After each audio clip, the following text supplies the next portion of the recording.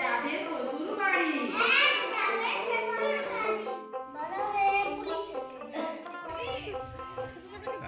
মানে 10টা গ্রামের মধ্যেই একটাই হাই স্কুল? মা স্বপ্ন দিয়ে জানিয়েছিলাম যে আমি পাড়ার মধ্যে থাকবো না। আমাদের এই রতনপুরে 23টা গ্রামের মধ্যে একটি বাজার।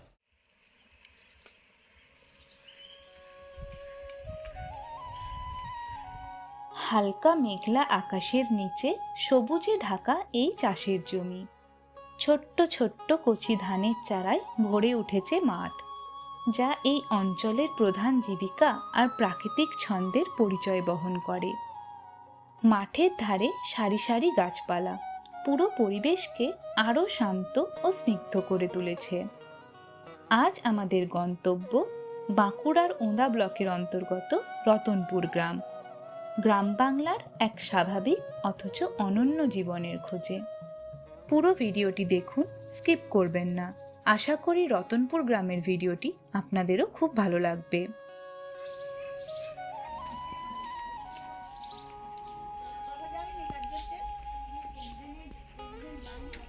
আপনার নামটা একটু বলবেন? অবনী মা। আচ্ছা, আপনার এই গ্রামেই বাড়ি তো? এখানে বাড়ি, ওই বাড়িটা। আচ্ছা আচ্ছা, আপনি কাজবাজ কি করেন? আমি সাধু আচ্ছা আচ্ছা আচ্ছা।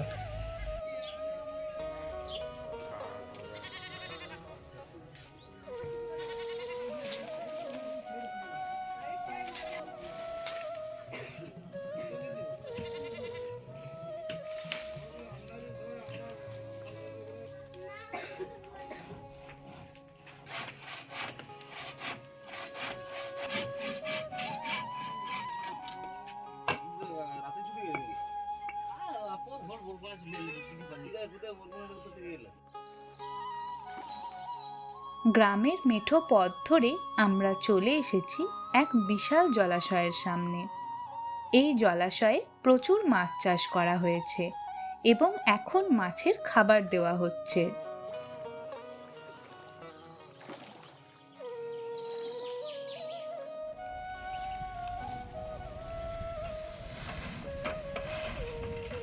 এটা কি খাবার আছে মাছের? আচ্ছা, আর এমনি পুকুরে কি কি মাছ রয়েছে তো? সব রকমের হুম। রুই, মুড়ি, কাতলা সবই। আচ্ছা আচ্ছা, তাহলে প্রতি বছর মোটামুটি তাও কেমন মাছ হয় এটা? মাছ খুব ভালো। কি নাম আছে আপনার? চিকেন মাল। জিতেন মাল। আচ্ছা,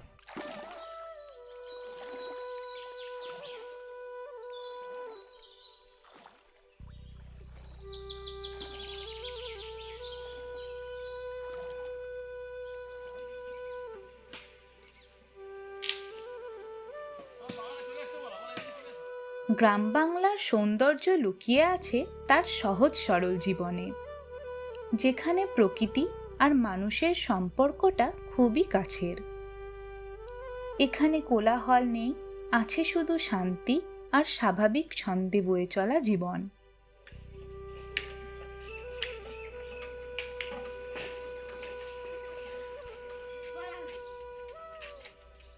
গ্রামটি ঘুরতে ঘুরতে দেখতে পেয়েছি ছোট্ট একটি মুদির দোকান, যেখানে এক গৃহবধূ তার ঘরকন্নার কাজ সামলে কত সুন্দর ব্যবসাও চালিয়ে যাচ্ছেন।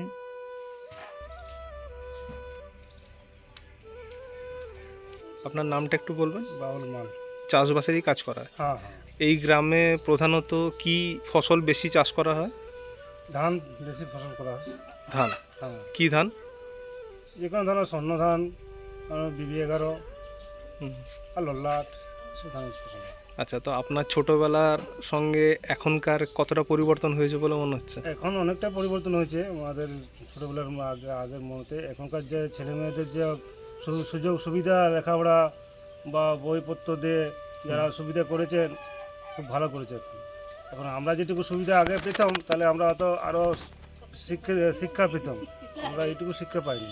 এমনি গ্রামের এই পরিবর্তনটা আপনাদের ভালো লাগে তো? হ্যাঁ, খুব ভালো লাগছে। যাবে শ্বশুর বাড়ি। দুই ডাকে তার গাড়ি। দিন নিয়েছে দুই হাতেতে। আপনার বাড়ি কোথায় ম্যাম? কাল লাগানো তাহলে প্রতিদিন যাওয়া আসা করতে হয়? কিভাবে যাওয়া আসা করেন? বাসে ব্যাপার। আজকে সব বাচ্চাদের জন্য কি রান্না হচ্ছে? আজকে হচ্ছে ডিম সেদ্ধ আর খিচুড়ি। মোটামুটি কতজন স্টুডেন্ট আছে? স্টুডেন্ট আমার 3 থেকে 6 বছরে আছে 17 জন। বড় হয়ে কি হতে চাও? বড় হয়ে পুলিশ হতে চাই। পুলিশ হতে চাও? বাহ, ঠিক আছে, ভালো করে পড়াশোনা করো, নিশ্চয়ই হবে। এখানে গ্রামে স্নানের পুকুর কোন ধারে আছে? আচ্ছা, কতটা দূর এখান থেকে? ঢালাই রাস্তায় চলে যাবো না, চলে যাবো।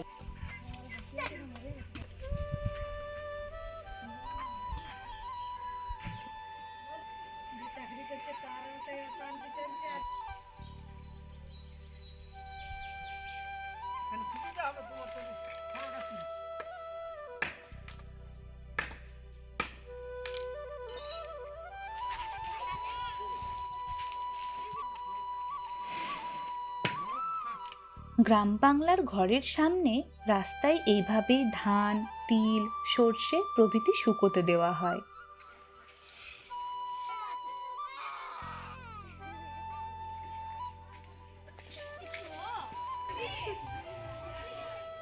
এক নবদম্পতি তাদের নতুন জীবনের শুরুতে ভগবানের আশীর্বাদ নিচ্ছে। ঈশ্বরের কৃপায় তাদের নতুন দাম্পত্য জীবন হয়ে উঠুক সুন্দর ও সুখের।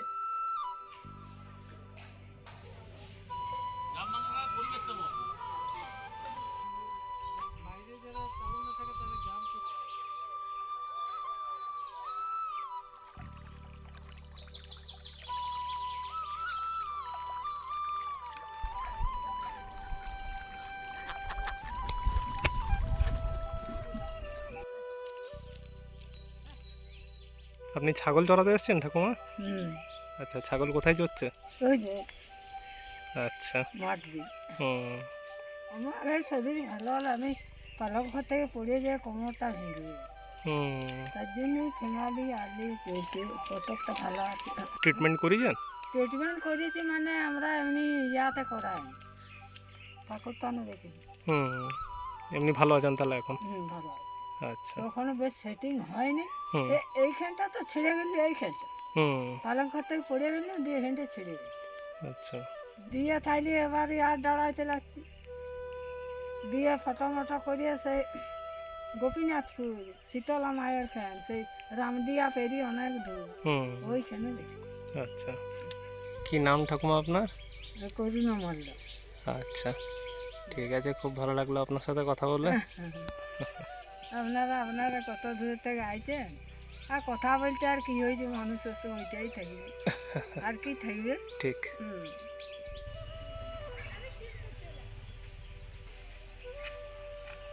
এখন আমরা চলে এসেছি রতনপুর গ্রামের উচ্চ বিদ্যালয়ে। বিদ্যালয় চত্বর ভীষণ বড় ও খুব সুন্দর পরিষ্কার পরিচ্ছন্ন।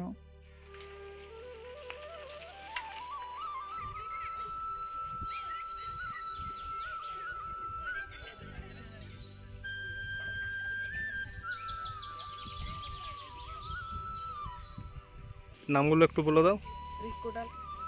আকাশ মাল, অজয় মান। আচ্ছা, তোমাদের বাড়ি কোথায়? মাঝরাকি। আচ্ছা, কোন কোন ক্লাসে পড়ো তোমরা সবাই? 8, 9, 10। আচ্ছা, মোটামুটি তাও কতগুলো গ্রাম থেকে আসে টোটাল? 10টা। মানে 10টা গ্রামের মধ্যেই একটাই হাই স্কুল? তাহলে স্কুলটা তো অনেকটাই বড়। তোমরা বড় হয়ে কি হতে চাও? কি বলবো, আর্মি হতে চাই। আর তোমরা? তিনজনেরই একই ইচ্ছে? বাহ, খুব ভালো লাগলো শুনে, দেশের জন্য কিছু করতে চাও।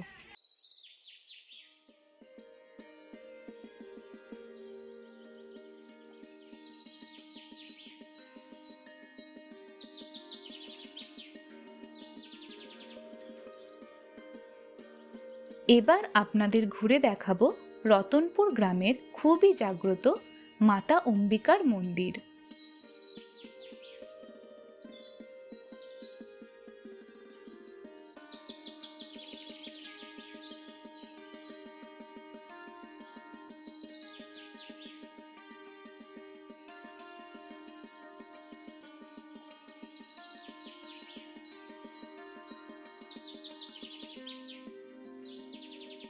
মায়ের মন্দিরের পাশেই রয়েছে ভৈরব স্থান। এখানেও প্রতিদিন নিত্য সেবা হয়। আপনার নামটা একটু বলবেন? আমার নাম হচ্ছে বিদ্যুৎ ঘটক, বাড়ি আমার রতনপুর। আচ্ছা। আমরা হচ্ছে ঠাকুরের সেবাই। মা আমাদের পাড়ার মধ্যে মায়ের মন্দির করা হয়েছিলেন। মা স্বপ্ন দিয়ে জানিয়েছিলেন যে আমি পাড়ার মধ্যে থাকবো না, হ্যাঁ, কোলাহল, হ্যাঁ, নানা রকমের মানে ওই মাছের গন্ধ, ঢেকির শব্দ, ছেলেদের কোলাহল, আমাকে নিরিবিলি জায়গায় মন্দির করে দেবে। সেই স্বপ্ন থেকে আমাদের পূর্বপুরুষরা এইখানে মাকে স্থাপন করে। মায়ের প্রথম ছিলেন ওই যে গাছ আছে এখানে সামনে, ওই গাছের তলায় মা প্রথম ছিলেন। পাড়ার মধ্যে মন্দিরগুলো মা গেলেন নেই, যেটা রামকৃষ্ণ মন্দিরটা দেখলেন ওইখানে মায়ের মন্দির স্থাপন করা হয়েছিল। মাকে এখান থেকে আমরা ছোটোর থেকে মায়ের দেখে আসছি, মানে পুরুষ সেটা আমাদের বাবা তো পেছনে বলতে পারবো না, কিন্তু 100 বছরের উপরে ওঠে অন্তত। আর কবে পুজো হয় মায়ের? প্রত্যেক দিন নিত্য পূজা এবং দুর্গা পূজা মেনে যেমন পঞ্চমী, ষষ্ঠী, সপ্তমী, অষ্টমী, নবমী, দশমী একরকমই সেই মায়ের দুর্গা পূজা হয়। অঞ্চলব্যাপী সবাই দুর্গা ঠাকুর মন্দির থাকলেও তারা অষ্টমীর দিনে সবাই এসে হাজির হয় মায়ের থানে। আচ্ছা। দিয়ে এখানে নরনারায়ণ সেবা কবে হয়? অষ্টমী সেবা এখানে চলবে না, মায়ের অন্নভোগ এখানে চলবে না কোনো কিছু। আচ্ছা। মায়ের তাহলে শুধু পুজোটা হয়? পুজোটা হয়। আচ্ছা। আর বাড়ি তাহলে কোথা থেকে আনা হয় এখানে? বাড়ি বলতে আমাদের মাকে নিয়ে আসা হয় এই সামনে যে পুকুর আছে, হুম। এই পুকুর থেকে মাকে স্নানকে দিয়ে আসা হয় পালকি করে। আচ্ছা। আর যখন মেন যে পুজোটা হয় দুর্গা পুজোর টাইমে, তখন তাহলে কে পুজো করে? এবারে আমাদের বাকুলের মধ্যে যার মানে পালি পড়ে তাকে করতে হয়, মানে ওইটাও বছরে পালি পড়ে? হ্যাঁ, এটা ঘুরে। যেমন আচ্ছা। এই বছর হয়তো আমার হলো, পরের বছর হয়তো আমাদের বাকুলার খুব দাদার হলো, হুম। তারপরে হয়তো জেঠ তো দাদার হলো, হুম। এইভাবে হয়ে আসছে। আচ্ছা। মা অম্বিকার বিগ্রহের ছবি তোলা নিষেধ, তাই আপনাদের দেখাতে পারলাম না।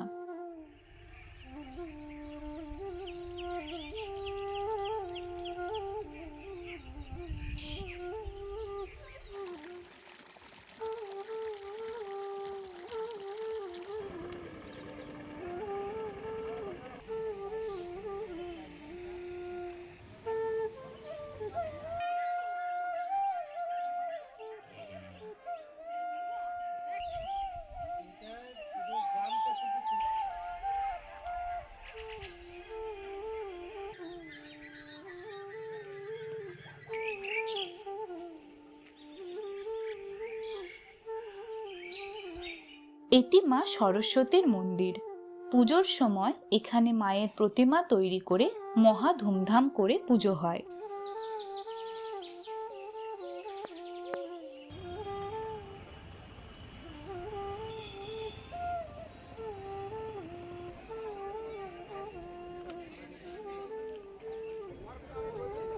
এখন আমরা চলে এসেছি রতনপুর গ্রামের সবজি বাজারে। সকাল সকাল ব্যবসায়ীরা নানা রকম টাটকা শাকসবজি, মাছ, ফল প্রভৃতি সাজিয়ে নিয়ে দোকান বসিয়েছেন।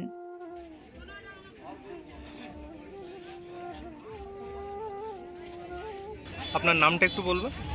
আরও বলল কি কি মাছ আছে আপনার কাছে?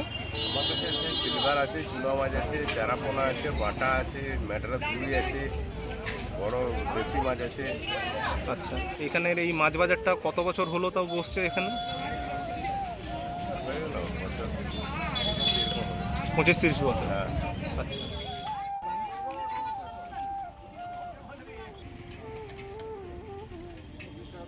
কি নাম কাকিমা আপনার? কত করে কিলো শামুক? কতদিন ধরে শামুক এখানে বিক্রি করছেন? 15 বছর।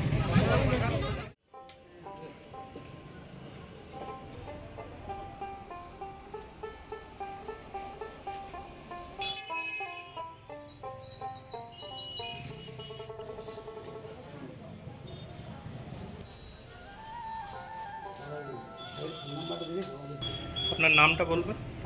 স্বপন রানা। আপনার এই রতনপুরের বাড়ি তো? না, এখান থেকে 7 কিলোমিটার দূরে মোটর সাইকেলে আসি, গোয়ালা ডাঙ্গর গ্রাম। এবং আমাদের এই রতনপুরে 23টা গ্রামের মধ্যে একটি বাজার।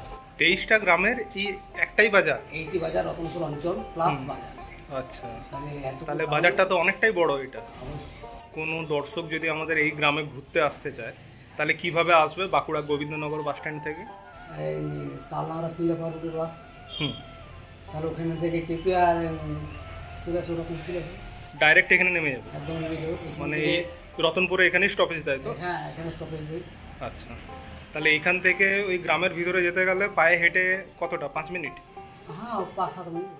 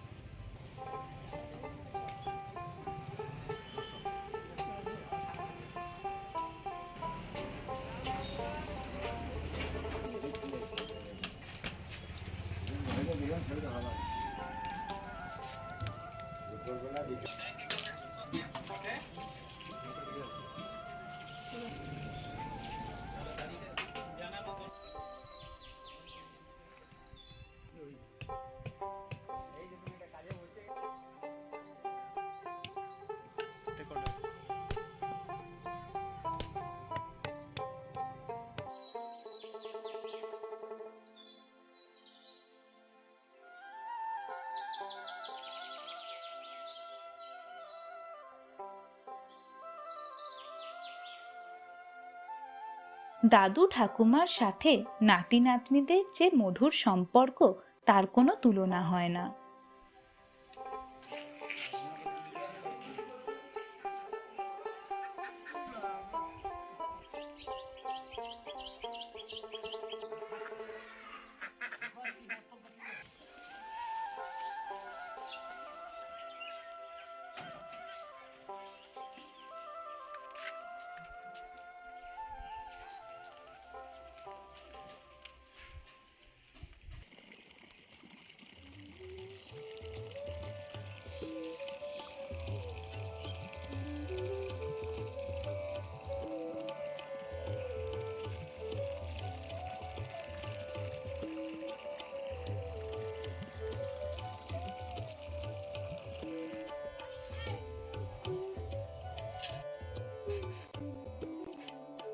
হ্যাঁ, নমস্কার, আমি অচিন্ত আচার্য।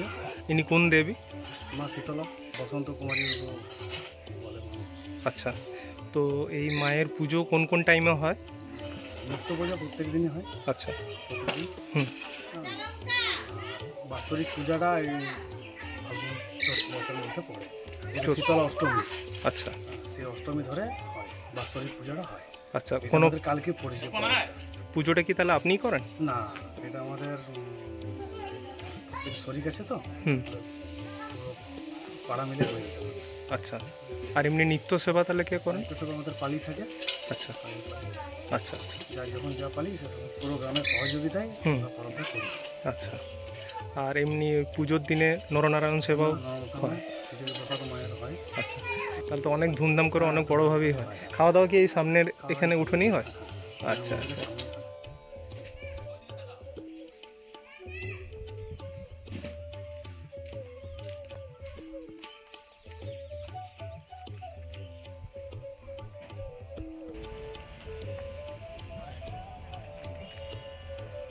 এটি রতনপুর গ্রামের প্রাথমিক স্বাস্থ্যকেন্দ্র।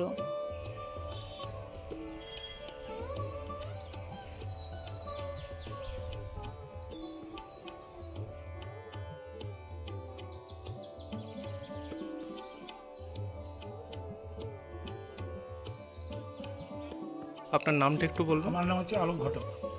আমাদের এই আশ্রম বেলুড়ের সাথে মোটামুটি যুক্ত, বেলুড়ে অনুমোদিত এবং রেজিস্ট্রেশন বেলুড় থেকে হয়েছে। এখন ওনাদের মানে সমস্ত কিছু যে কর্মসূচি, সেই কর্মসূচি মেনে আমাদের আশ্রম এখন চলে। আচ্ছা, এবং আমাদের বিভিন্ন রকম উন্নয়নমূলক চিন্তাভাবনার মধ্যে আছে। আমরা বস্ত্র বিতরণ এবং আমাদের বার্ষিক অনুষ্ঠান এই গত 3-4 দিন আগে হলো, নরনারায়ণ সেবা হয়। আচ্ছা, তাতে 4 থেকে 5 হাজার মানুষ আমাদের খায় এখানে।